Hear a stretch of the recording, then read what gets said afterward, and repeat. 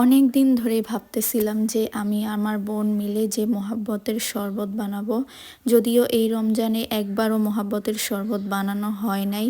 তো আজকে মহাব্বতের শরবত বানানোর জন্য আমি আর আমার বোন মিলে চলে যাচ্ছিলাম বাজারে তরমুজ কেনার জন্য। আর সব থেকে বেশি মজা লাগছিল যে অনেক দিন পর এই পায়ের রিক্সাগুলোতে ঘুরতে পেরে, কারণ এখন আর এই অটো রিক্সাগুলোতে বেশি চড়া হয় না। আর সব সময় এখন আমাদের বেশিরভাগই অটো গাড়িতে যাওয়া হয়।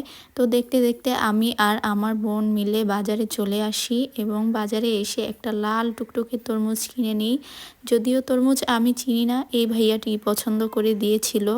তারপর আমি তরমুজটি কোলে করে নিয়ে আসি, এত ভারী ছিল, প্রায় 6 থেকে 7 কেজি ওজন ছিল। তারপর বাসায় এসে শরবতটা বানালাম। আর শরবত বানানোর জন্য আমি অনেকগুলো বরফ কুচি দিয়েছি, তার মধ্যে দিয়ে দিয়েছি 1 লিটার দুধ আর সেই তরমুজটা কুচি কুচি করে দিয়ে দিচ্ছি। আপনারা চাইলে একটু শরবতের মধ্যে আঙুরও অ্যাড করতে পারেন।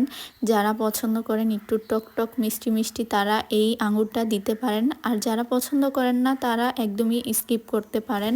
তারপর দিয়ে দিয়েছি রুহ আফজা, আর রুহ আফজা দেওয়ার পর পুরো শরবতের কালারটাই চেঞ্জ হয়ে গেছে।